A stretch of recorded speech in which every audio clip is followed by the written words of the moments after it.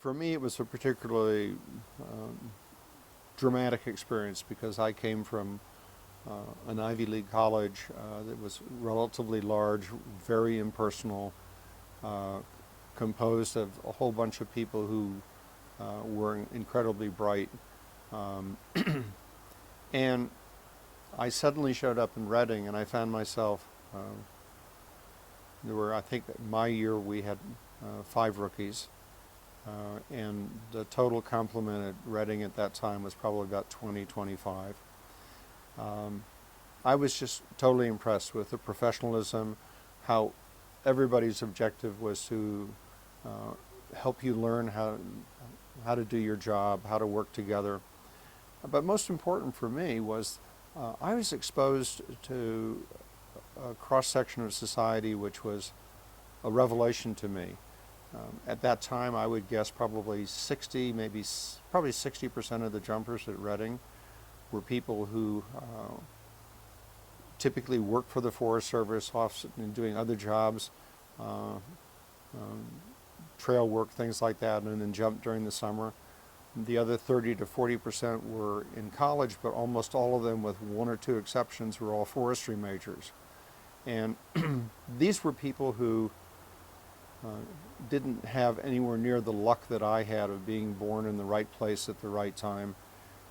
And I remember on one fire, one of the great things about being a jumper is you got to go into the commissary and pack up all the great canned food you wanted because it got dropped into you. You didn't have to carry it in. So we'd have canned steaks and canned peaches and all sorts of other things.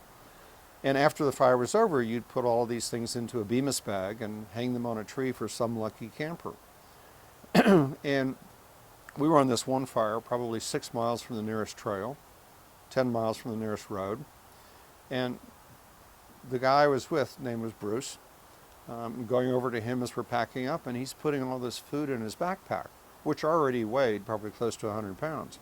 And I said, Bruce, what are you doing? I said, we got this huge cross-country trek to go. And he looked at me and he said, Peter, this is what I eat in the winter.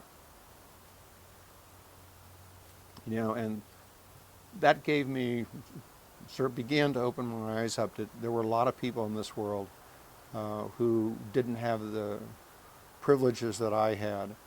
And over the course of those 3 years, we were all people, everybody, we at that time, everybody was trained to be packers. I'm not sure that's still the case, but everybody had to be trained to be packers. You took the next chute that was on the pile. And you just knew that everybody, you had to trust each other. And if somebody left a shot bag in the chute when they packed it, and you ended up getting hit on the head when the parachute opened up, you went back and you talked to that person. But nobody would ever say, no, I'm not going to jump with one of his chutes.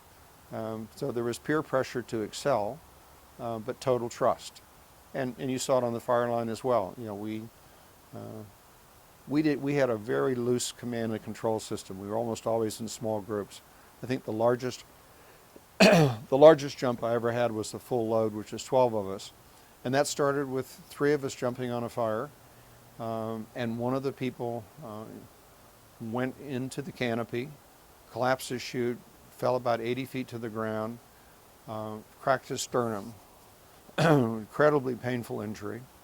And so we immediately put out the signal panels for a radio, and that was back in the days when radios were not compact or small. Told the spotter what had happened. He had 9 other jumpers on board, jumped them immediately. We divided up a small group of people to deal with the fire, another group of people to make a clearing, and at 9 o'clock at night, in the dark, a helicopter pilot came in, picked him up. So I think he had about a 2-month rehabilitation, and he was, back on the jump roster. And I was lucky. The most serious injury I had was in one of my jumps. I had some riser burns on my neck, and I ended up with a big angry scar for a couple of months, but it went away. but no broken bones. Never used my reserve. And then after I ended up smoke jumping, I was commissioned as a regular officer in the Air Force, and part of my Air Force career spent doing some very unusual jumping. Because I was a qualified parachutist, and there were very few in the Air Force at the time, I was given an additional assignment as a test parachutist, and I also worked with a Marine Corps reconnaissance company that was located at Albuquerque, New Mexico, where my initial stationing was. And they ran me through the whole recon training program, and in return for that, I taught them how to jump into trees, which had not been part of their curriculum. But it changed the rest of my life. There was never a job interview for the rest of my life where one of the very first questions was, "You were a smoke jumper?" and I've tried to pass this on to my family members. We have a tradition in our family that all the children go to either Outward Bound or Knowles, because I think the wilderness is a great leveler as well as a great teacher. And that all came from my years of smoke jumping.